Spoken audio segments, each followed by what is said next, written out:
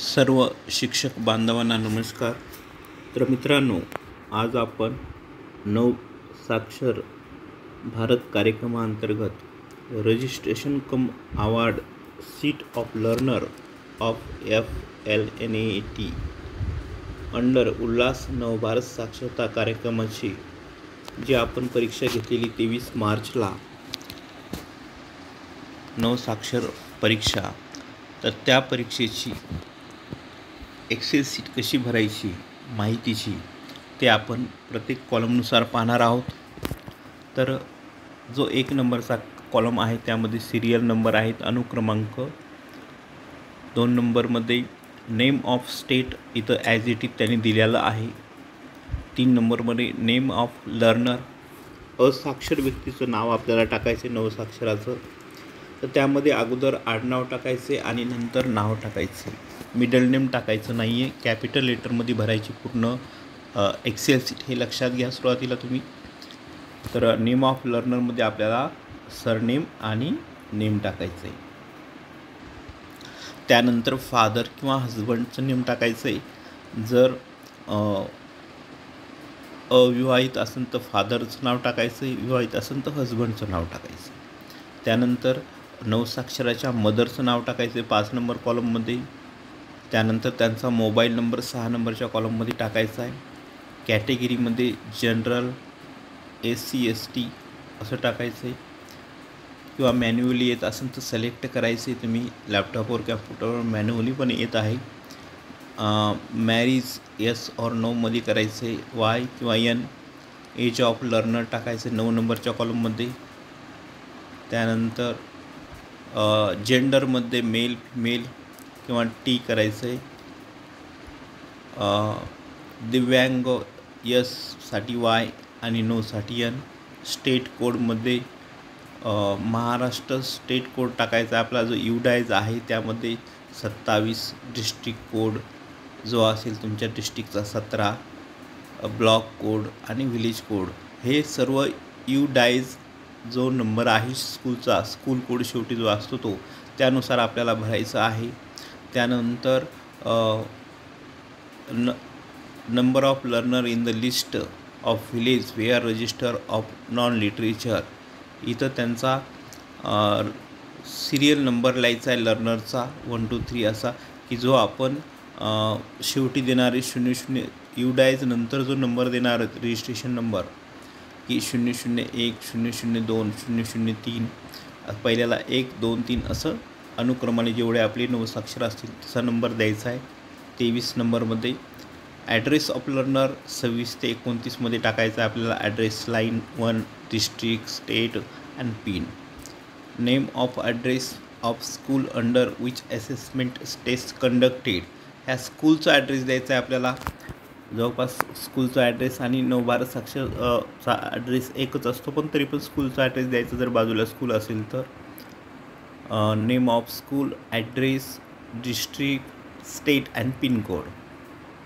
Assessment centre code द्यायचा आहे, म्हणजे जर हॉलमध्ये एकापेक्षा जास्त जर लर्नर असतील, खूप बरेचसे 20 एका हॉलमध्ये दाखवायचे, पहिले 1 1 1 1, एक हॉलमध्ये 20 20, नंतर पुन्हा दुसऱ्या हॉलमध्ये दाखवू शकता तुम्ही, असं जशी आपण बसण्याची अरेंजमेंट केलेली आहे त्या पद्धतीने.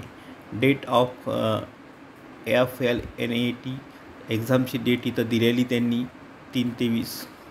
त्यानंतर जे मार्क आहेत, mark in reading out of 50, mark in writing out of 50, mark in numeracy out of 15, आणि आउट ऑफ 15 पैकी किती मार्क घेणं गरजेचं आहे हे पण मी तुम्हाला इथं सांगणार आहे.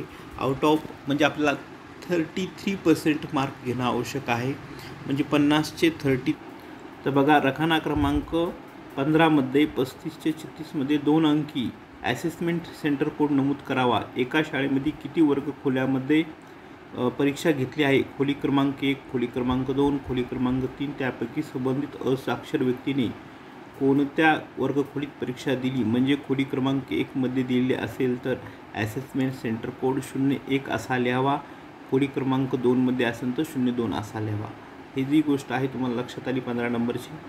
त्यानंतर जे ग्रेस गुण वगैरे आहेत ते मी तुम्हाला सांगणार आहे, की पास होण्यासाठी 33% गुण आपल्याला काय गरजेचे येतं 33%, म्हणजे 50चे 33% म्हणजे 16.5 गुण प्रत्येक विषयामध्ये आणि 150 पैकी 33 म्हणजे 49.5 गुण सर्व विषयामध्ये आवश्यक आहेत.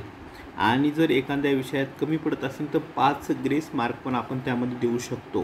ते पण कसे द्यायचे ते पाहणार आहोत आपण. तर बघा, उत्तीर्णतेची काही उदाहरणं दिली तिने कसा विद्यार्थी उत्तीर्ण होऊ शकतो. असाक्षर 1 मध्ये बघा, वाचनामध्ये त्याला 36 मार्क आहेत, लेखनामध्ये 23 आहेत, संख्याज्ञानामध्ये 24 आहेत, एकूण 83 आहेत. तो उत्तीर्ण झाला आहे. कोणत्याच घटकात ग्रेसची आवश्यकता नाही. हा एक विद्यार्थी उत्तीर्ण झालेला आहे. त्यानंतर बघा, दुसरा असाक्षर 2 आहे, 11.5 वाचनमध्ये त्याला, लेखनमध्ये 24 आहेत, संख्याज्ञानामध्ये 35 आहेत, एकूण 70 आहेत. तर वाचनामध्ये आपण त्याला 5 मार्क ग्रेस देऊ शकतो. त्याच्यानंतर असाक्षर 3 आहे, वाचनामध्ये 17, लेखनमध्ये 11.5, संख्याज्ञानामध्ये 28 आणि एकूण 56 मार्क आहे. तर त्याला आपण 5 मार्क लेखनामध्ये देऊ शकतो आणि 16.5च्या पुढे नेऊ शकतो. असाक्षर 4 व्यक्ती आहे बघा, त्याला वाचनमध्ये 24, लेखनमध्ये 36 आणि संख्याज्ञानमध्ये 11.5 पडलेत आणि एकूण 71.5 पडलेत. आपण त्याला संख्याज्ञानमध्ये 5 गुण ग्रेस देऊ शकतो. 5 जो नमुना आहे, 5 नंबरचा जो असाक्षर नमुना आहे, त्यामध्ये वाचनामध्ये 15, लेखनामध्ये 36 आणि संख्याज्ञानमध्ये 18 असे 49 मार्क पडलेले त्याला. तर आपण वाचनामध्ये 1.5 ग्रेस गुण देऊ शकतो, लेखनात 0.5 आणि असे 2 ग्रेस गुण म्हणून उत्तीर्ण करू शकतो. म्हणजे इथं 2 विषयाला पण ते 5 गुण तुम्ही विभागून देऊ शकता, हे आपल्याला ह्याच्यावर लक्षात येतं. असाक्षर 6 मध्ये बघा, वाचन 6, 14, लेखन 15, संख्याज्ञान 15.5 आणि एकूण 44.5.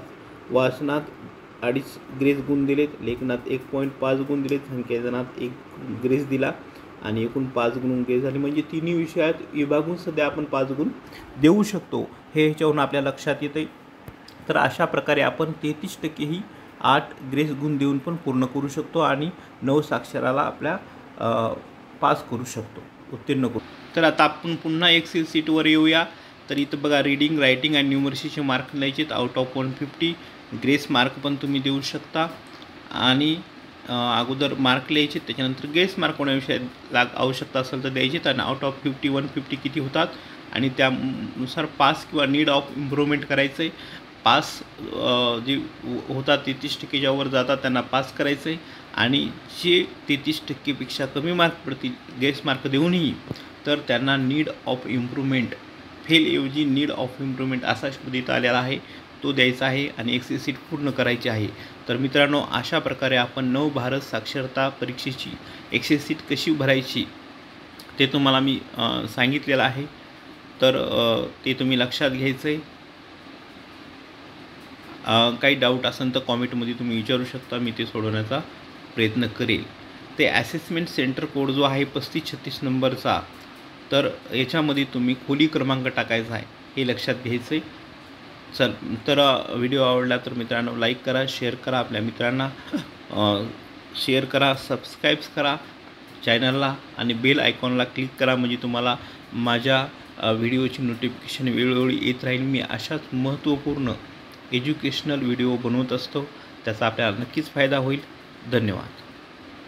पुन्हा भेटूया. धन्यवाद.